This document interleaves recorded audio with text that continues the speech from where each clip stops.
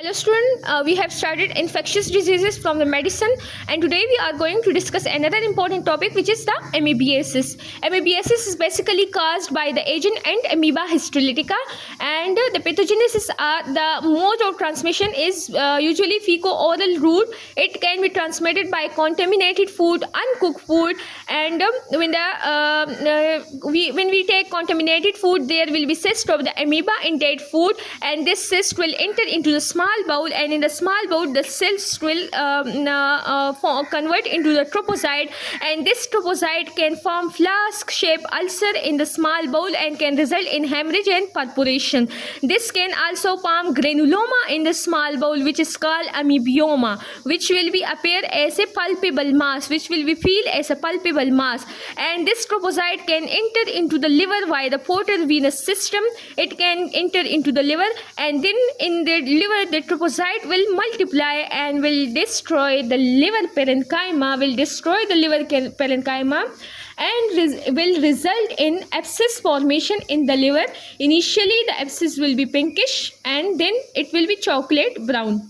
So in the pathogenesis, if we ingest contaminated food, the cyst present in the contaminated food will reach to the small bowel or the large bowel, where it will form the trophozoite will emerge from the cyst and will invade the mucosa and will form flask-shaped ulcer and lesion in the bowel, and flask-shaped ulcer and lesion in the large bowel. In the large bowel, as well as can affect the mucosa of the small bowel, and this will be more common in the cecum and can extend to the anal canal, and this ulcer can either result in the hemorrhage and perforation of the bowel, or this trophozoite can enter this is the local discomfort caused by this trophozoite, but this trophozoite can enter into the portal vein, and from the portal vein it can enter into the liver and can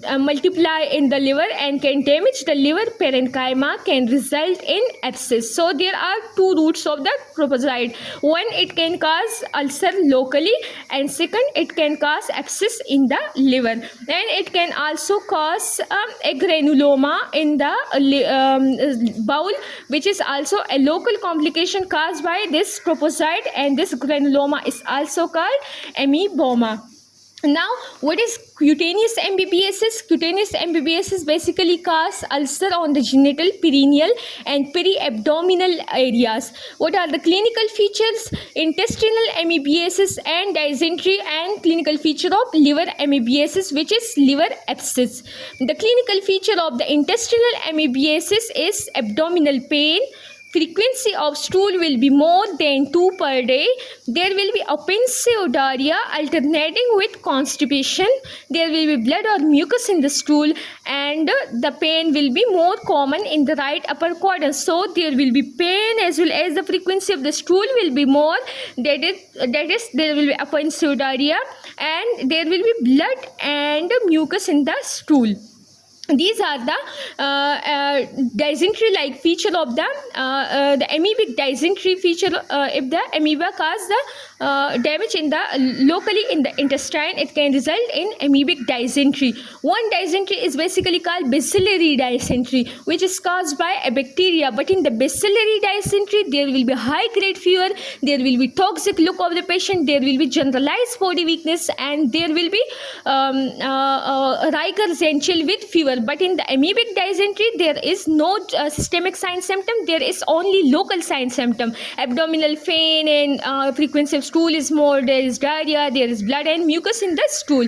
But it can also result in the abscess in the liver, and the abscess, in the case of abscess, the clinical features are there will be local discomfort, malaise, and the late symptom includes swinging temperature, sweating, enlarged tender liver. The liver will be tender and enlarged. There will be temperature, there will be cough and pain.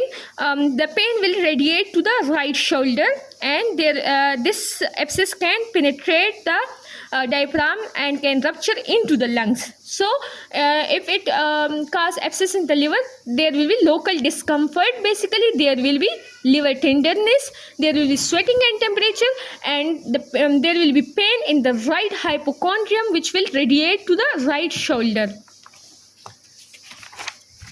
The complication caused by the amoeba is the abscess in the liver can rupture into the diaphragm. We know that this is liver, and above the liver there is diaphragm.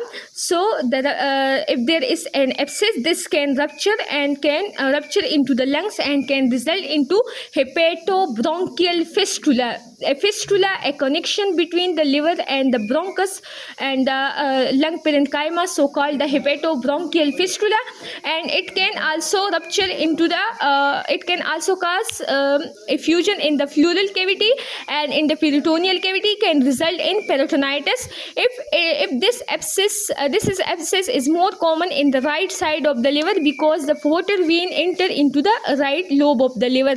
But if this abscess form in the left side of the liver, then it can rupture into the pericardial cavity and result in the pericardial sac effusion. Now in investigation, first of all we will do stool RE, in which we will examine the motile trypocyte containing RBC. And in chronic amoebiasis, several stool examination is important, and stool test can also be done for antigen. So in the stool RE examination, we will look at the RBC containing the motile trypocyte, and as well as we will look for the antigen in the stool test. In the sigmoidoscopy, we will look at the flask shaped ulcer and caused by the Amoeba histolytica. In the CBC, there will be neutrophilic leukocytosis because there is an infection in the body, and there will be eosinophilia. Because of the amoeba. There will be eosinophilia, there will be raised TLC, and there will be raised neutrophil count, and on chest x-ray there will be raised hemidiaphragm. On ultrasound we can confirm the diagnosis. On ultrasound we can confirm about the liver abscess. We can aspirate the fluid from the abscess and will examine the fluid, and as we have discussed that initially the fluid is pinkish and later on it get chocolate brown color. We can also detect antibody of the antibody form against Amoeba histolytica by immunofluorescence. We can detect the antigen by stool test, and we can detect the antibody by the immune fluorescence, and we can do PCR to detect the DNA of the organism. In the management, we will intestinal and early hepatic amoebiasis respond quickly to oral the drug of choice is basically metronidazole, which is 800 milligram given 3 times a day for up to 10 days, and it is given 3 times a day. And the other drugs include in this group are the tinidazole and ornidazole, but the drug of choice is basically metronidazole. And we can also give as alternative drug, we can give nitazolamide for 500 mg 2 times a day for 3 days. This is an alternative drug.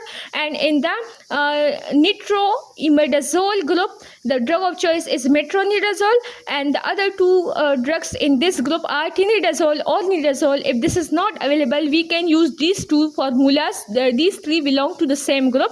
So if these 3 are not available, or there is some sensitivity, there's low sensitivity to these drugs or some resistance, then we can give nitazolamide. To eliminate the cyst of the organism, we can give deloxamide furoate and paramomycin, and we can aspirate the fluid. If there is a risk of rupture of the abscess, then we can aspirate the fluid, and we can do repeated aspiration if it is needed. If it is ruptured into the pleural cavity, peritoneal cavity and pericardial sac, then our management will be like this. We will aspirate the fluid and we will do surgical drainage as well. And if there is small serous effusion, this will resolve spontaneously without drainage. There will be no need of incision and drainage. But if there is large serous effusion, then we will do incision and drainage. For prevention, we have to avoid raw food. We have have to avoid uncooked vegetable, we have to eat well cooked food, and we have to drink very clean water, and we have to follow up we have to take care of our hygiene. Thank you.